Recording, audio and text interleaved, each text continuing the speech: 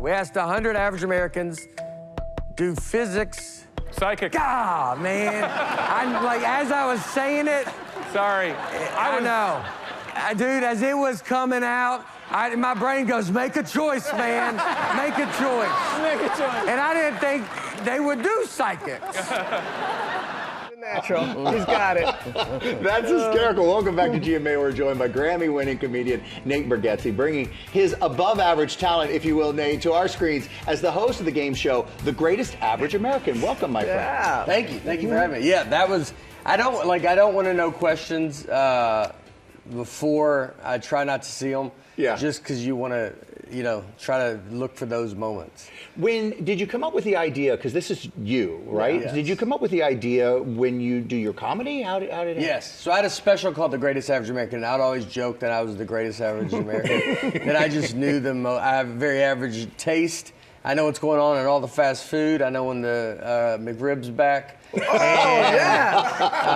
got a good feel on that. So I would always joke that I did that, and then I just thought of it. The title really kind of did it, where it was like, all right, if we could do a game show, and I was just on the road, and I was like telling my comic buddies and just trying to kind of think of it.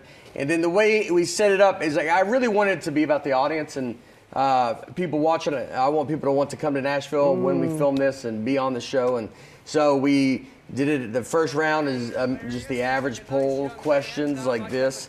And then we go to the second round with where it's me, where then they have to guess if I know, can I name all the state capitals in 30 seconds? So I wanted to have myself in there because I'm going to embarrass myself to even the playing field. So if anybody else embarrasses themselves, I'll be the one that does it. And then the last round is we ask the audience.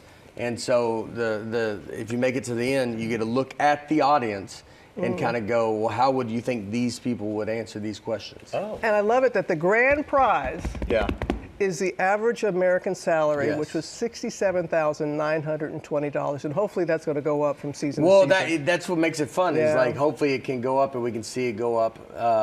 Also on it, we do a thing where I pay your taxes. And legally, we're giving you extra money for you to pay your taxes. Right. I'm not getting into. I'll do it. You want me to do it? I'll give you your taxes. But no, we're going to give you extra money to cover the taxes because every game show you always hear that everybody's just always like, what about the taxes? Right. And I just wanted to take that out, and I want people to walk with what we tell them to walk. So we give you a little extra money, and that covers your taxes. That's fantastic. All right, we need to take a moment. I don't know if you have yet to just kind of soak in the fact that you're a Grammy winner. Oh yes, it's crazy. How does it feel? It is crazy. How does it feel? It was wild. I mean, we're just showing it right now. I was at home, and I was kind of trying not to remember. Where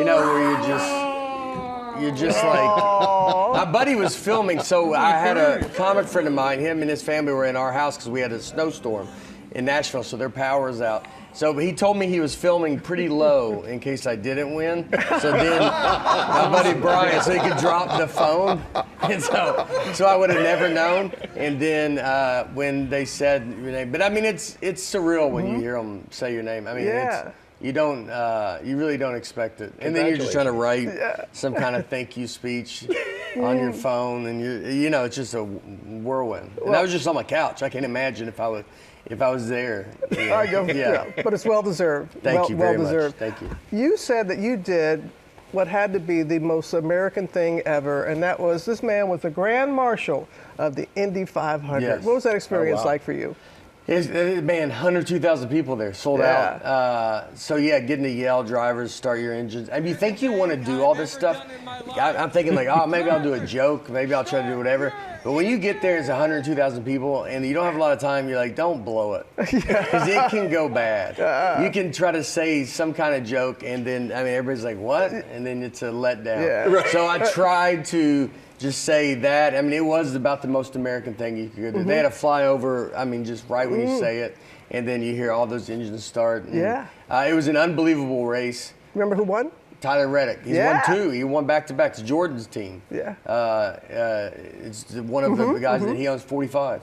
I would have missed that No, one, Robin. we didn't. I got nervous when you started asking questions. Did you know I drove the pace car one year for the Indy 500? Yes. And I agree. At the Indy? Yes, and I agree with what you say. Yeah. You think it's such a moment. It's such an American moment It's being there. yeah. I mean, especially we got to ride in the car, the pace car too, and it's like Daytona. I mean, it's sideways. You're like you're just leaning, and we're in like a Toyota, just like going. We got up to 113. The lady driving was like she took it like it was nothing, and we're all just with our regular seatbelt on, like just leaned all the way over. It was a little bit different than that in the pace car, I would have to say. Yeah. But I lived in Nashville. Thank you for bringing attention to the city. It's a great city. Nashville's doing great. We shot this show in Municipal Auditorium, which was Wonderful. an old auditorium there. Elvis played there. A lot of old time guys played there. So yeah. And one thing I love about your comedy is you are so relatable. The things you talk about are kind of about the average American, things we all go through, and that's what your new game show is about. Yeah, it's to celebrate that. I had a special called The Greatest Average American. I would always say that I would jokingly say I'm the greatest average American, just because I know like what, just what the average American, like I said, I know when the McRib's there, I know all the fast food stuff. The Shamrock Shake. Yeah, the Shamrock Shake. Yeah, I know the Taco Bell used to have the chili cheese burrito and they took it away. It's a huge mistake by them. But it's I just wanted to kind of celebrate that, and that's when I came up with this show. All right, so we've got a clip. Let's take a look. We asked 100 average American women, which of these is the worst thing a man can have on when he shows up for your date? A, excessive cologne. B, excessive jewelry. C, excessive hair gel. D, excessive spray tan. You have 10 seconds.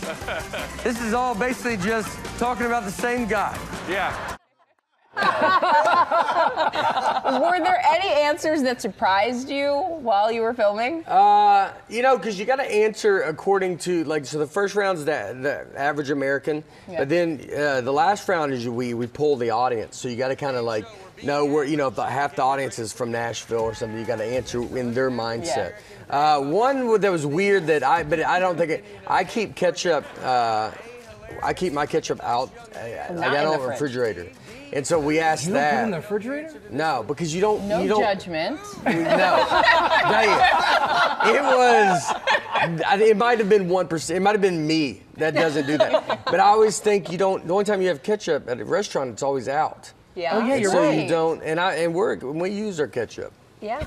So it ain't gonna go bad. It can sit out. And now it I'm can sit thinking out. about preservatives. All right, we're good. Yeah, okay. So you've had this insane year so far. So you won a Grammy, you got the new TV show, but you also were the Grand Marshal for the Daytona 500. Yes. Yeah, it was unbelievable. That's like one of those you just you don't know how it could ever happen, but then to go get to do it. I mean, there's 102,000 people there, and the race was unbelievable. Were you nervous? Yeah, just saying that you say driver start your engine. You want to add. First, I was trying to add some stuff, like make a joke, but then I tried it the night before. I had a show in Indianapolis the night before, and I tried like a joke, and the crowd was like, nah. I just felt it live. What's that like when a crowd says nah to a joke? They helped me because I didn't. Because it would have been way worse to go do that joke then. The next day, yeah. The next day. Right. So, but yeah, it was funny. They were polite and gave me applause, but I could tell, I was like, y'all don't believe in that. Yeah, right. Y'all are just being nice. Yeah. I was like, I'm not gonna do it. You have a 13-year-old daughter. I do. I have a 12-year-old son, so I know they're not impressed by anything. Does she still think you're funny? Does she? She does. She likes some. She'll tell me which one she likes, the jokes, the stories she likes. But it's some. But I know I don't think she's made it through a whole show. But some, some of a show. Yeah. Some of a show. But yeah, I don't think they can, it's all she's ever known. So it's hard to wrap their head around, around it. But yeah. Are they your first audience, like your test audience for these jokes? My crowd, or my family. Yeah. That's what I call my family, my crowd. Yeah. The audience. The audience. I go, because the audience is hungry today. I run it by my wife. My wife usually knows what I'm going to say. I might try it before just to make sure, and then I'll go bring it up to her after. But everybody knows pretty early on. Like, I don't ever want to like make someone. My daughter actually stopped talking about a lot when she was, because she's going to school and I just didn't want like stuff. So if I talk about her, it's usually pretty broad and stuff like that. It was more specific when she was younger. When she was younger, it didn't matter. She didn't know. Right. So, but right now she knows. What she didn't know didn't hurt her. Yeah, exactly. Yeah. Thank you so much. Thank you. You're always so much fun. We love how clean your comedy is. Yeah. Well, Kids can even watch it. Yeah. They can watch this show. Yeah, So. love that. You can watch it as the whole family. The Greatest Average American premieres tonight at 9 p.m. Eastern, right here on ABC, and then it streams tomorrow on Hulu.